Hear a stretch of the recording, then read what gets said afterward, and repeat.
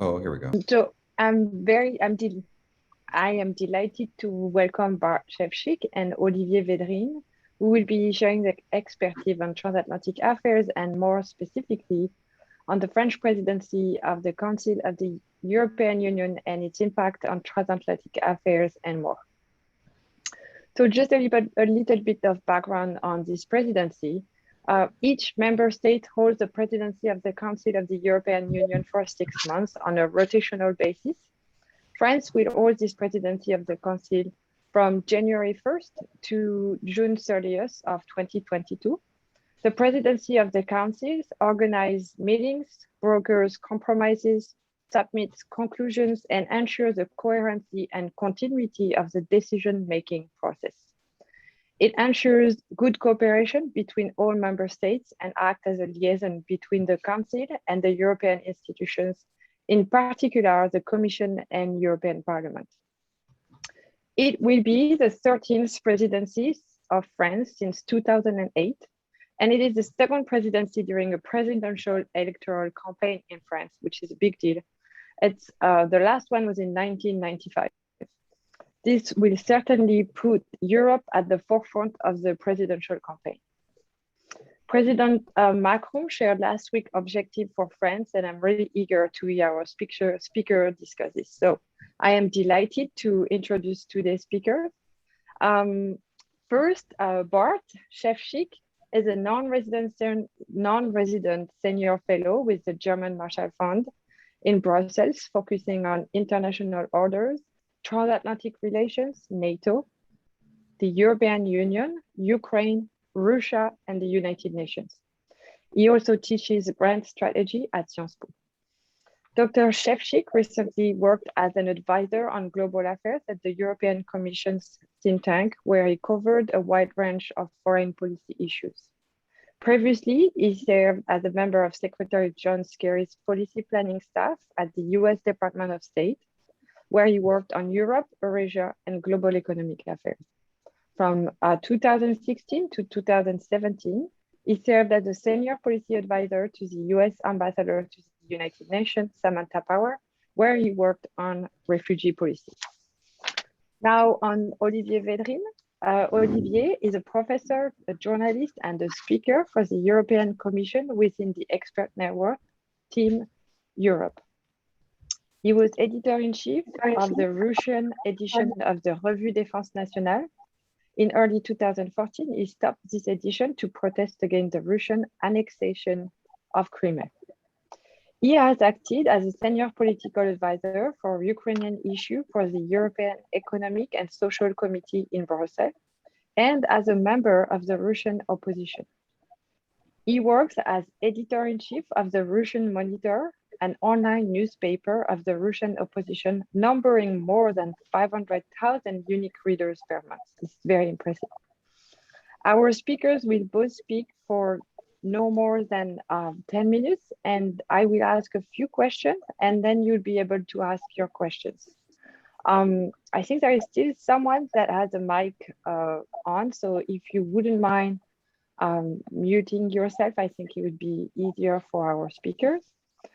So I'm going to first hand it over to Olivier. So Olivier, if you want to start with your remarks. Again, thank you very much for inviting me and for taking the time to do this panel.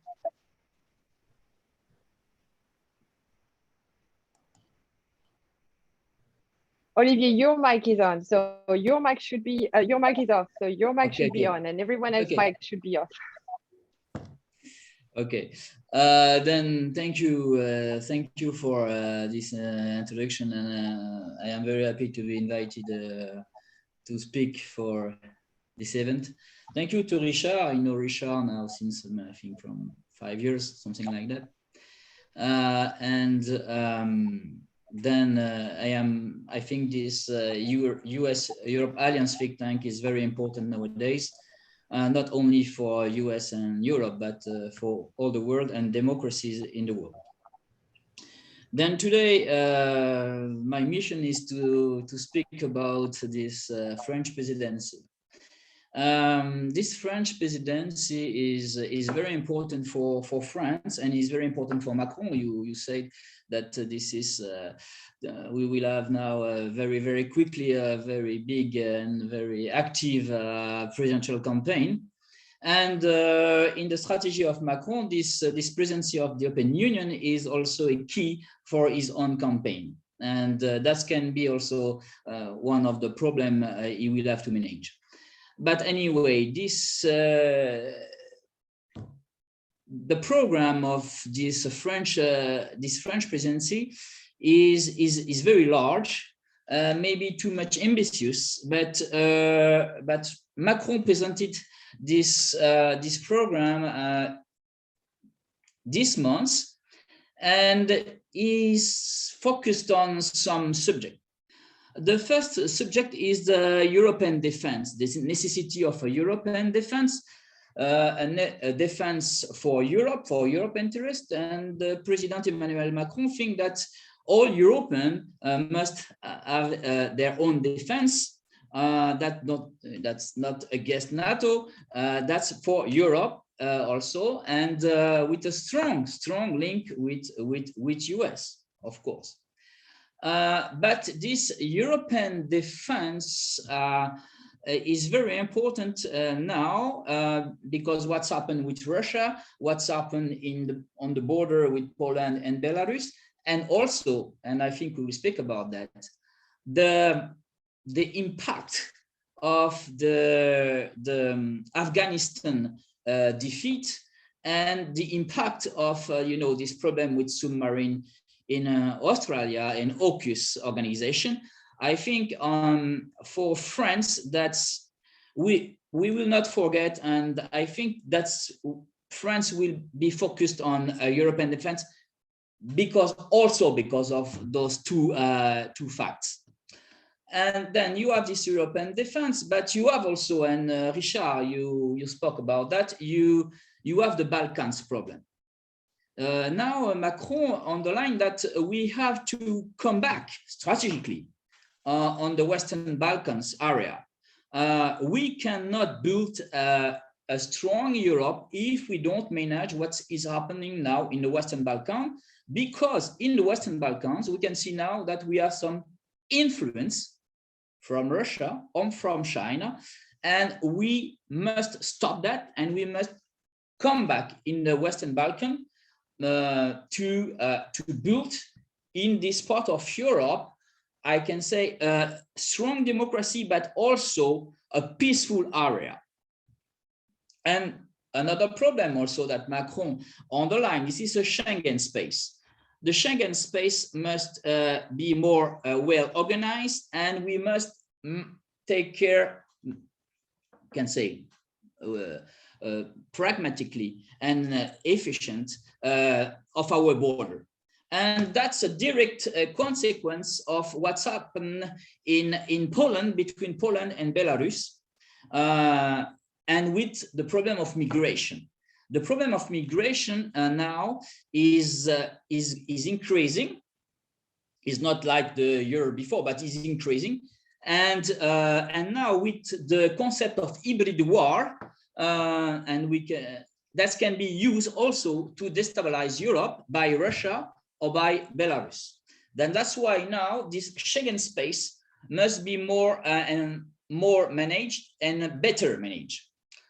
Another aspect of this presidency is cooperation between the EU and Africa.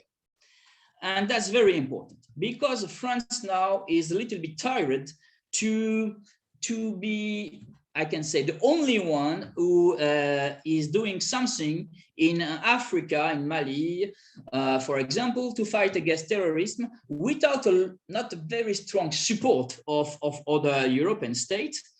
And I think this cooperation between EU and Africa is very important for France because we want not to be alone in our relation with Africa, because we don't want to support criticism, because we are a former colonial state and we have this heritage, and we don't want to be involved in a criticism.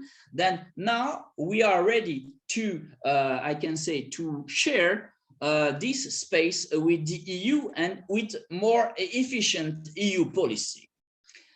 Another thing also very important because of the COVID-19 crisis is how we can now change the Maastricht treaties, focused on how we can change the budget criteria. You know that with this budget criteria of Maastricht, that was very heavy,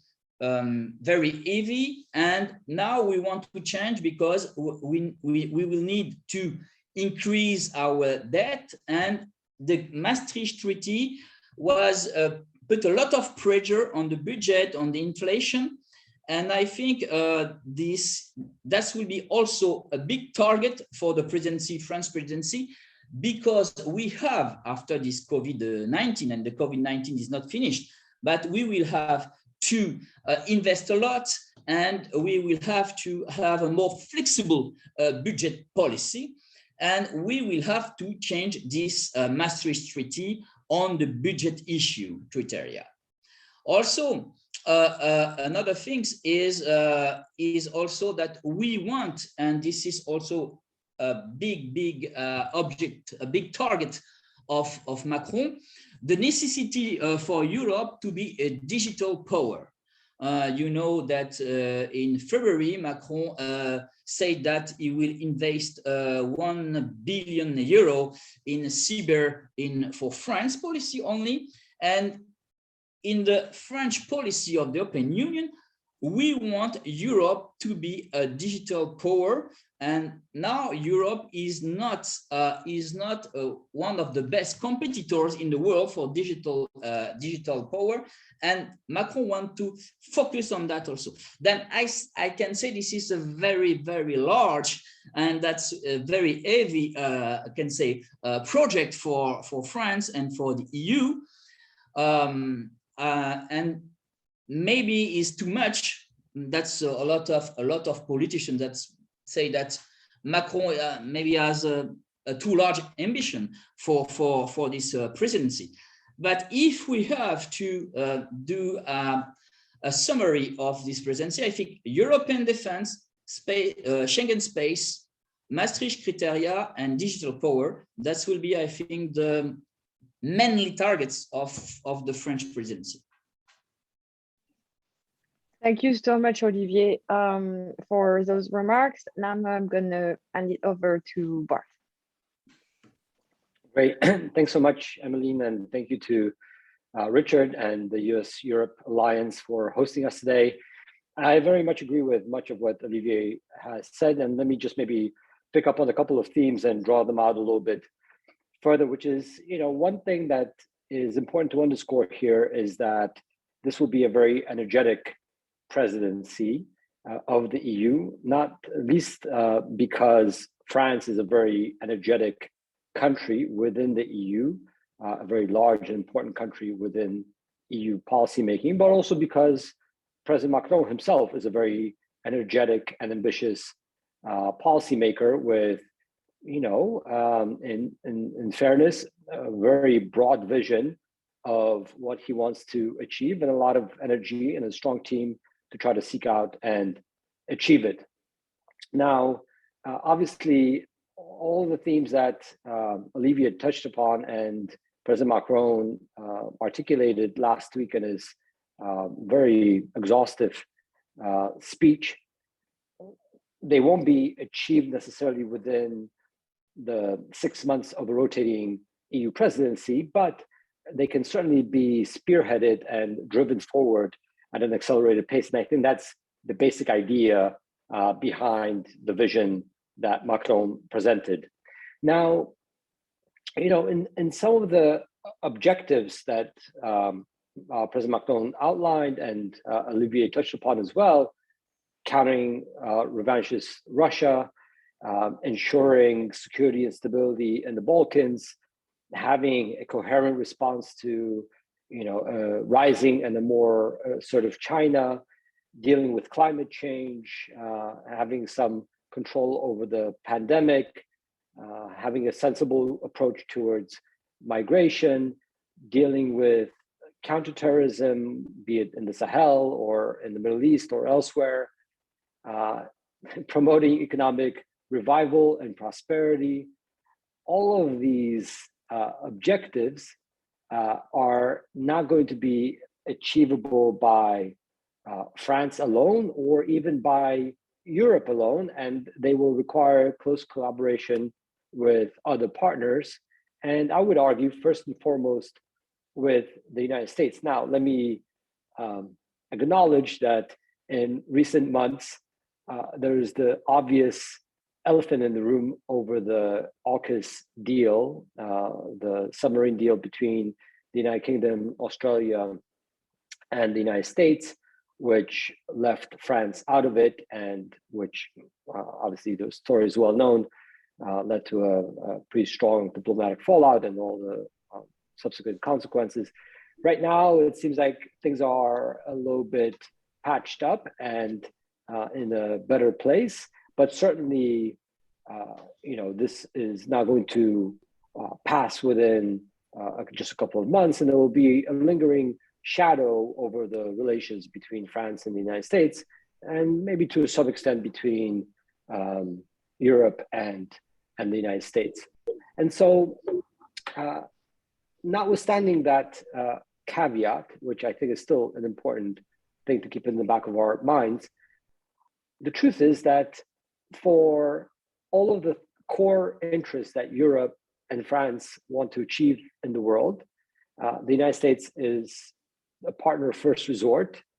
It's the path to success, the road to success in foreign policy for France and for Europe leads through DC, and vice versa. The road to success in foreign policy for Washington leads through Brussels and European capitals, along with other partners. And so I think this is going to be a very important thing to keep in mind, because sometimes, and I don't think it's necessarily intended this way, but sometimes you can have, visions for European policy or debates around European policy that can seem somewhat exclusive and include only countries within the EU, or maybe other non-EU partners such as Norway. Obviously, the United Kingdom is another sensitive area right now for European debates in terms of what European countries and the EU itself want to accomplish. But it's important to remember that in a complex world like we live in today, nothing of serious nature gets accomplished without other partners, including the United Kingdom, including the United States. And so what I would want to see as, this incredible energy is brought to bear by France into EU policymaking as president of the rotating presidency of the Council, that this element of partnership is kept in mind. And this comes into play in a couple of different areas. So for instance, on defense, there's an ongoing debate as to the scope of your European defense ambitions. Where do you allocate different defense responsibilities? What role is there for the EU, whether the European Commission or the External Action Service or other EU institutions, the European Defense Agency, relative to NATO? But I think sometimes these debates sort of are misdirected. And in fact, I view NATO as much as a European institution. If you just think about it, the vast majority of members of NATO are European. The vast, proportion of population under NATO protection is in Europe.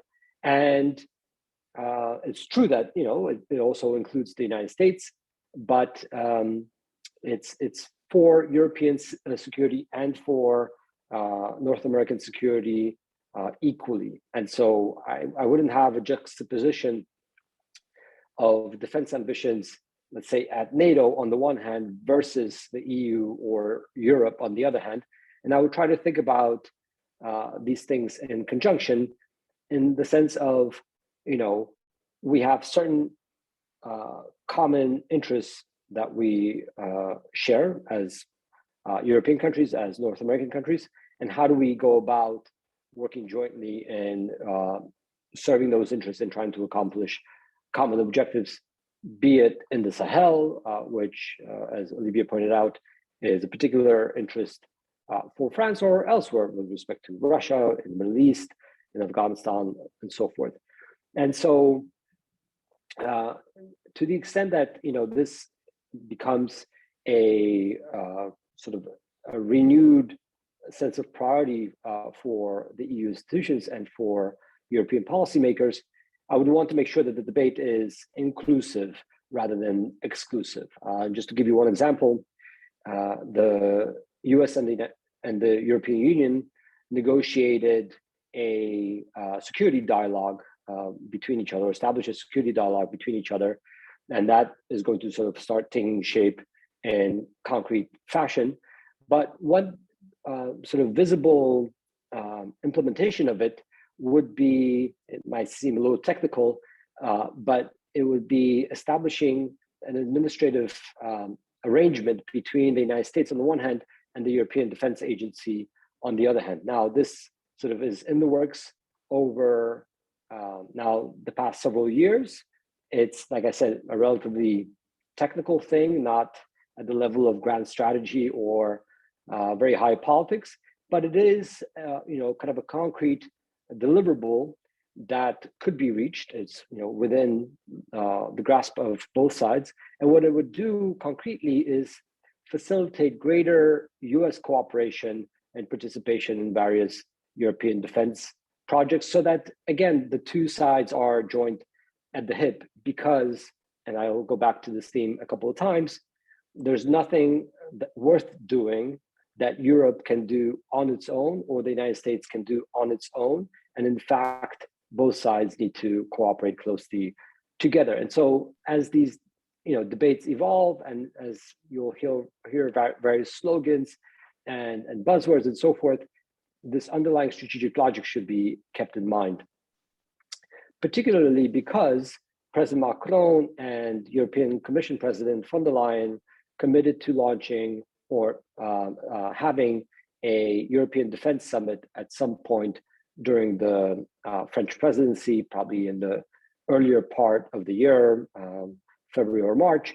And as part of the thinking around this summit, I would want to make sure that US partners and UK partners and Norway and Canada are part of that discussion.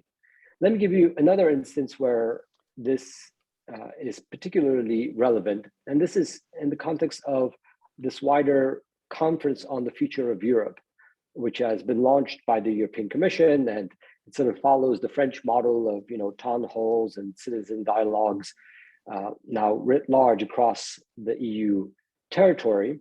And as it turns out, there's nothing inherent in the framing of the conference on the future of Europe that would not allow non-EU countries from participating in some capacity. Now, I'm not a sort of a legal expert on the procedure governing the conference on the future of Europe, but I've been told, and I'll take it as true, that countries like Ukraine or Bosnia or Norway or the United States or the United Kingdom or Canada could participate in some serious way in this overall debate on the future of Europe.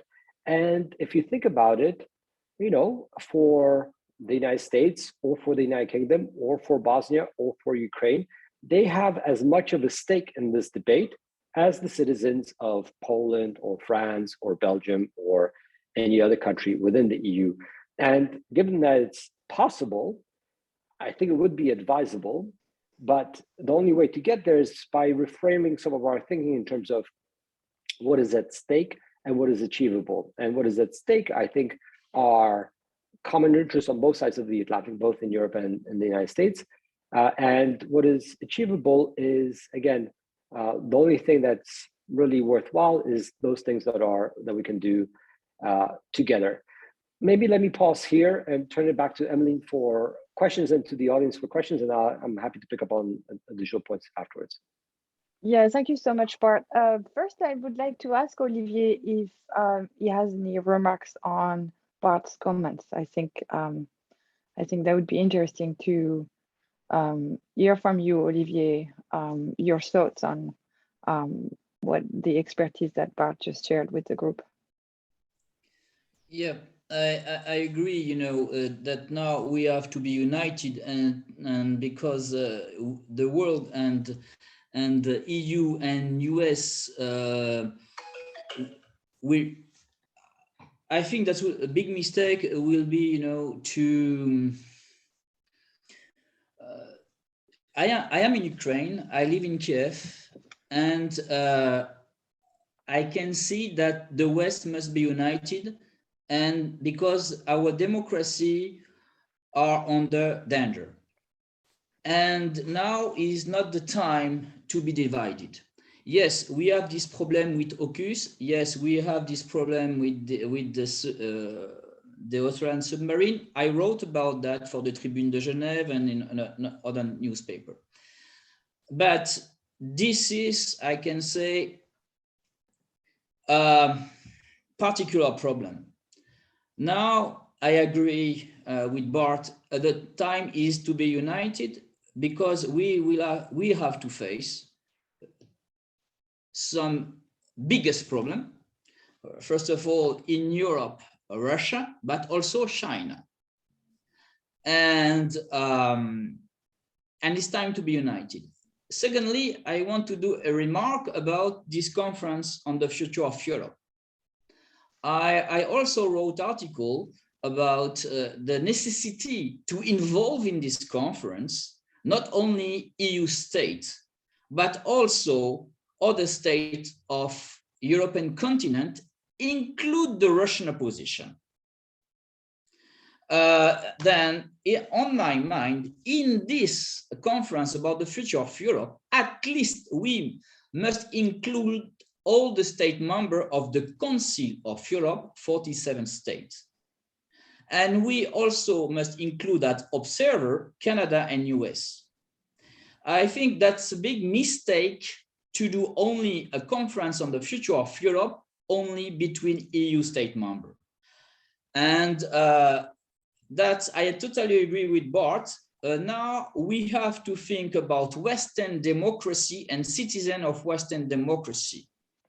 And in every conference on the West, organized by Western country, we have to include as large as possible Western democracy and Western citizen. Then I totally agree with Bart about the necessity to involve in this conference of the future of Europe, not only EU member.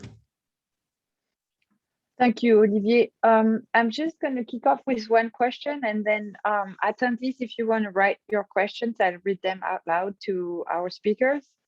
I think the one thing that I would like to ask you both is, to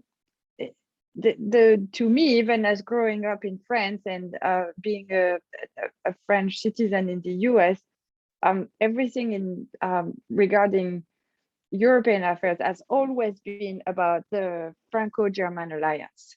And so my question to you, and President Macron has always had a very good relationship with Angela Merkel, and she's no longer here. So do you think it's going to have an impact on the way that France takes this presidency, and also an impact on, you were talking a lot about other alliances outside of Europe. So without this strong alliance between President Macron and Angela Merkel, what do you think it's going to look like? What does it mean for Europe and also for France? Maybe Bart, if you want to start, and then hand it over to Olivier.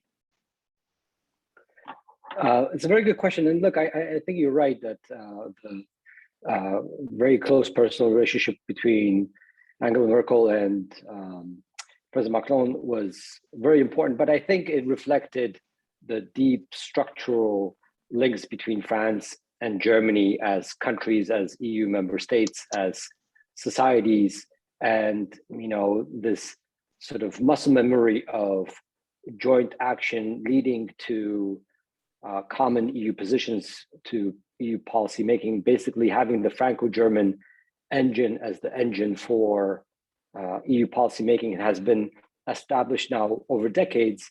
And with Olaf Scholz now at the Chancellery, I would expect that to continue, with maybe the one slight difference that now President Macron is the more senior or seasoned leader coming into that relationship.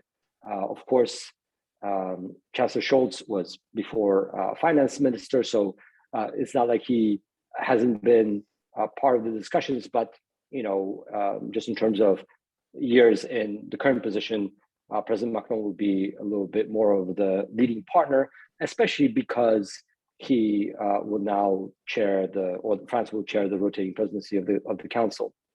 But it's interesting, this natural tradition where the first foreign visit that the French president does is to Berlin, and the German chancellor makes is to Paris.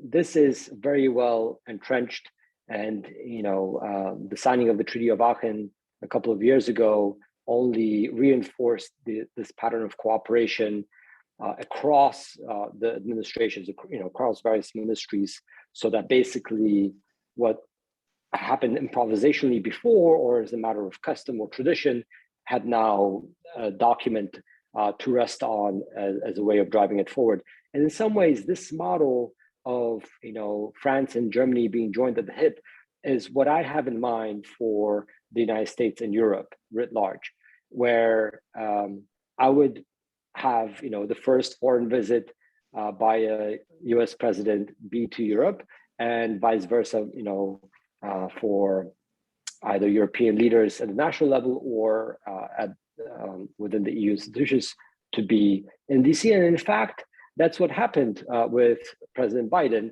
who is transatlanticist to his core. This is probably one of the most transatlanticist administrations in decades, and the first and actually the only foreign trips that he's done thus far have been to Europe, obviously to various European countries. So this doesn't happen kind of by design. It sort of grows organically, but it can be channeled in a particular direction with the right leadership. Thank you. Olivier, do you want to add anything? Yes, I am optimistic about the future of the relation between France and Germany. I think this new government in Germany are maybe more European than Angela Merkel. I saw that the last declaration of this new German government are very pro-European, and also they want to push like a more federalism for the EU. Then I think they are maybe more European than Macron himself, Then, and I remember the speech of Macron at La Sorbonne at the beginning of his mandate. And I think with this new government in Germany, they will share more, common view on Europe than with Angela Merkel.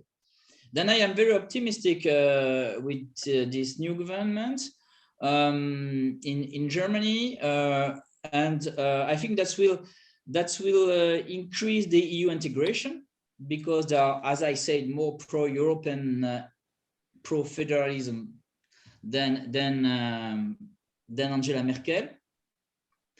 I agree with you. Joe Biden is maybe the most transatlantic president of the US we have now since some years, and it's very good. But we have to use it, and we have to increase our transatlantic relation. And I think with this presidency in Germany, new government in Germany, with Emmanuel Macron in France and with the French presidency of the EU and with Biden in US is maybe the time to do some lobbying to increase our partnership, especially when we see danger on the border of Ukraine with Russia, especially when we see Russia come back in the Balkans, or especially when we see also the Russian policy in Africa. And also, as I said, all these Chinese, Chinese influence, I can say all around the world. And then now I think we have to, for the next 6 months, we have to do strong lobbying for a more efficient transatlantic partnership. Emeline, let me add one more quick comment, if I may. And I agree that the current German government is very pro-European. It's also very transatlanticist. In fact, it may be even more transatlanticist than Angela Merkel's, which was already, a pretty committed transatlantic ally. Now, how it manifests itself in practice, sort of the devil will be in the details to see whether unified positions can be developed in crisis situations, but the conditions are pretty good. Now, before it all sounds a little bit too rosy and too good to be true, let me maybe add one potential downside risk, which I think is also there and which I would hope would be avoided. As I mentioned, President Macron has a vast intellect and vast vision that he portrays in his speeches, numerous speeches where he goes in depth and at length on a number of different issues. And in a number of speeches, so this is not a single data point, but a consistent thought and narrative thread developed over time, he speaks about sort of the singularity of the European experience, or a different model of European civilization, or a different vision of human rights or society, in a way that's somehow uniquely distinct to Europe, and in contrast, in particular, to the United States.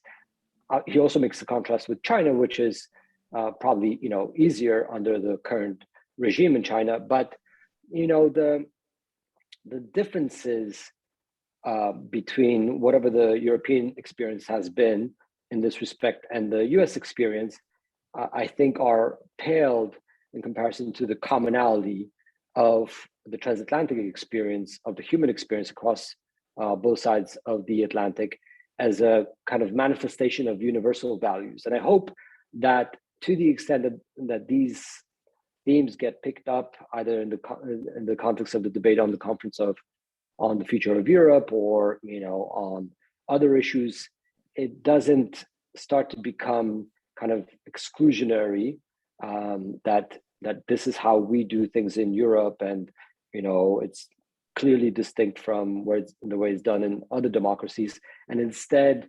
the themes of universality, of human rights and democracy and experience, again on both sides of the Atlantic, are more the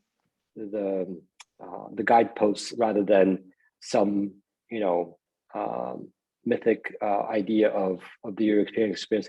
And the way it translates in practice is, again, for instance, like on the conference on the future of Europe, who's in, who's out? Is it only EU countries and citizens, or do you have a broader vision? And historically, whenever European policymakers have had an inclusive approach to these debates and decisions, people have been better off. And interestingly, President Macron himself, in his speech on the priorities for the French presidency of the Council of the EU, has emphasized belonging and inclusion as one of the key themes, in addition to revival and power. And so I think this theme of inclusion and partnership with other non-EU allies and partners will be a very important thing to keep in mind, because there is a downside risk that the debate can go in a different direction. Thank you, Bart. So we have 3 very interesting questions, and we have 15 more minutes. So we're going to try to answer all those questions. First question from Jan, thank you very much. Given Macron's focus on European defense, is there a role for the French defense industry as France take over the EU presidency? What are the political limits of French defense industrial collaboration with the US and other partners? Does one of you want to take this question? Bart, do you have any comments as our American expert? Yeah, well, I sort of find myself in a number of different roles because I'm Polish American. I was born in Warsaw, grew up in the United States. I was educated and worked for the most part in the United States, but then I've been in Brussels over the past 4 years. And it doesn't mean that I have some sort of a transatlantic perspective, but I can see the nuances of debates on both sides of the Atlantic.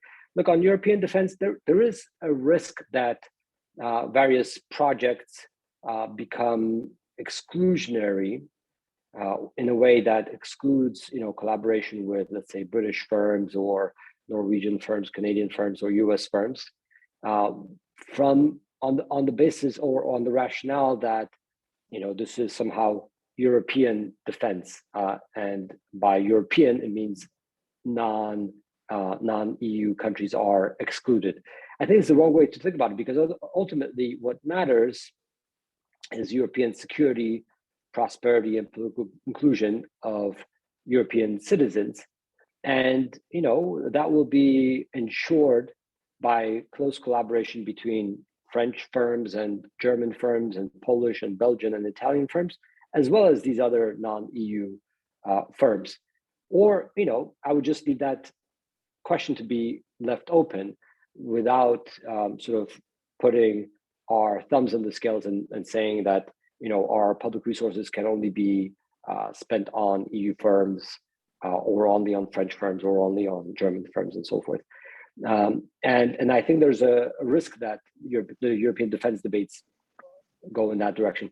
The other risk is, oftentimes there's this theme of developing a European pillar within NATO, or kind of building up European power as a counterpoint to the United States in NATO. And again, I think that this is sort of the wrong way to frame the issue, because NATO is as much of a European institution as it is a US institution or British or Canadian or Norwegian institution. 30 member states, 26 of them or 28 of them are in Europe writ large, all except for Canada and the United States. And so there's no kind of logic behind building up a European pillar within NATO. What's important is to make sure that the alliance writ large and Europe at large have the capabilities to be able to accomplish specific objectives in light of the ongoing threats from, an aggressive Russia and the sort of China and so forth, the terrorism threat and so on. And from that perspective, let's say the discussion is countering Russia. Now, does building up a European pillar within NATO mean expanding the French nuclear umbrella across continental Europe and all EU member states? I don't think anyone would go that far. Does it mean building up, conventional strength that's controlled by either the European Commission or the External Action Service in a way that will be able to respond to an onslaught of Russian conventional army? I don't think anyone is sort of conceiving that. And so if you're not kind of having a full spectrum discussion of defense policy and how to kind of accomplish that at a European level, whether again it's at the Commission or External Action Service or anywhere else, then what you're really talking about is how do you collaborate with other partners within NATO, within the EU, with other non-NATO partners in a way that accomplishes your security goals. And by the way, if, let's say, and this is sometimes offered as an idea, but not really pursued right now, the notion of a European army. Those who advocate for a European army never kind of fully articulate, who would fund it, who would provide the troops, who would control decision making. And let's say if one model is, it's controlled by unanimity within the Council of the EU. I don't know if France would sign up for that, where, the only way this European army would be deployed is if all other EU member states would agree. Now, the other model, let's say, would be qualified majority voting. And again, there, I don't know if France or anyone else propagating a concept of a European army would necessarily sign up to have their troops sent, against the vote of their own country. And so, whenever you get into the details of any of these proposals, you realize that there are a lot of very vexed issues embedded in them, and that a more constructive approach to the debate, and one that actually achieves concrete deliverables, is one that's guided by the intuition of partnership within the EU, within NATO, and with other partners. Okay, thank you, Bart. Olivier, do you want to add something? If not, I have a few other questions, I'm sure. Yes, I want to add that, okay, now in the EU, you have only, I can say, one efficient army is the French army, okay? Before when UK was member of the EU, two efficient army, the British one and the French one. And now France, because France is a little bit tired to be engaged in a lot of space and operations, like in Africa, France is ready to now cooperate, engage some EU state member in European defense. Because now we know that we cannot care alone about the defense of all the Europeans and all the European continent. Then I think, to be pragmatic, and I think Macron is pragmatic and France is pragmatic, we will have to build a strong partnership to build this European defense. We also have this constitutional problem with the majority or unanimity vote to send our soldiers under European operation, but that will be solved for sure. And for example of cooperation, and for example that also France is open to cooperation. For example, our rifle now come from Germany, and we have some project with Germany, we have some project with Spain, and I think the future of the European defense is a future of partnership, is also a future of strong relation, transatlantic relation, because we know that alone we cannot protect all the European continent. And I repeat, because of what's happened now in Africa, France understand that we need some strong partnership with other EU members to build this European defense. And that was not easy at the beginning, because this project of European defense was really a French project. But now, because what's happened now, and because of this new mentality, French mentality, to be more open, I think that will become more and more European project. Thank you, Olivier. And I'm going to ask you first to respond to this question that I think is quite interesting. It's a question from Noel. Does the panel think that there is anything that President Macron might pursue during the French Council presidency that supports his re-election in France, but is not what the EU needs right now, or vice versa?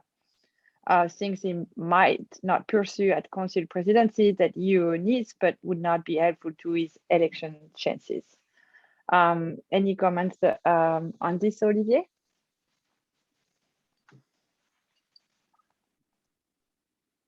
Oh, your You're mic is mute. Okay. Yeah.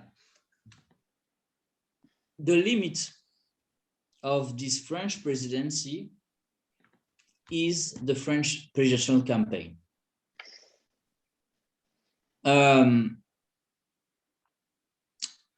We can see that, and a lot of analysis are showing that the Macron presidency will be efficient only during 3 months, and that's the problem, because we will have the election in May, and the end of the presidency is at the end of June, and that's mean the first 3 months will be easy, but after very quickly we will be in a very strong campaign.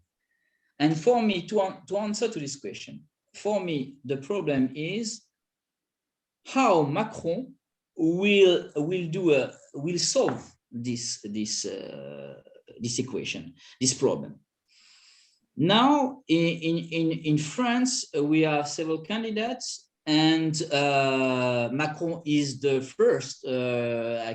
He can win, of course, but the problem will be to be efficient during 6 months, and I cannot answer to this question, because for sure for 3 months, but after we will be in this presidential campaign, and I think that will be a big problem to manage for Macron. Bart, any comments? Just briefly, I think on this, Macron is really a conviction candidate where, in essence, he's betting on a strong France and a strong Europe, and that is his case. And so I agree, I guess, as a theoretical matter that, over time, the priority will become his own electoral campaign. But as a general matter, the average French voter is not going to get into the weeds of EU policymaking or what is France's position on X issue or Y issue in the councils of the EU. But this more fundamental point, is France an important player within a strong Europe, or is France better conceived of at a national level? And the focus should be at a national level and not at the European level. And so I think he's made the bet that he wants to portray himself as a strong Europeanist, and that he believes this is the model that's better for France, and that's what he's going to run on. Yeah, I would just add to this that maybe it could be whatever is discussed and is in the press in the next few months can be used by his opponents more than by the president himself. Debates on migration, climate, all of that can be used by President Macron's opponents as ways to show that they disagree with his policies. I think that would be something to follow. We only have 2 and his more response minutes. will be that the European solution will be more effective on these issues, on migration or other economic issues, than a purely national response. Definitely. Yes, but those opponents, I agree with you, Emeline. They will play with exactly. all those problems. They will play, and now they are playing with this problem of AUKUS to leave the NATO. They are playing with migration. They a lot of them, to be frank, they are under, I can say, under Putin influence. I am thinking about Zemmour. Zemmour want to do a strong partnership with Putin, with Russia now, and that's a big problem. And they are, I can say, populist and not only nationalist. And but I am optimistic, and they represent, can I say, those nationalist way of thinking. And for me, the danger is that they will play with all those problems, and their target will be the EU, will be US, will be NATO. And for them, the answer is old-fashioned mentality, partnership between France and Russia to play against US, Now, no, we are in the crossroad now in France, and I agree with you, Bart. The solution is Europe. We will not face those challenges without a strong Europe and a strong relationship with US. But now those populists who are, I can say, under influence, they are not thinking like us. You know, they are thinking about themselves, and they are thinking with past ideas. Well, thank you very much to both of you for sharing your expertise. I think it's a reminder of the importance of the US-Europe alliance and the work they are doing. We hope to see you soon at new events. Richard, do you want to add something, or we're good to go? No, we're good to go. I know that we're short on time. Thank you very much, Emeline, Bart, Olivier, for very much for your perspectives today. And please look forward to USEA in 2022. We're developing some new partnerships. COVID's, God willing, winding down, and we're going to be getting out there and continuing to advocate the great kind of messages that we heard today. Thank you all very much for your attendance, and keep following USEA. Thanks so much. Bye-bye. Au revoir. Au revoir. Au revoir. Bye bye. Au revoir.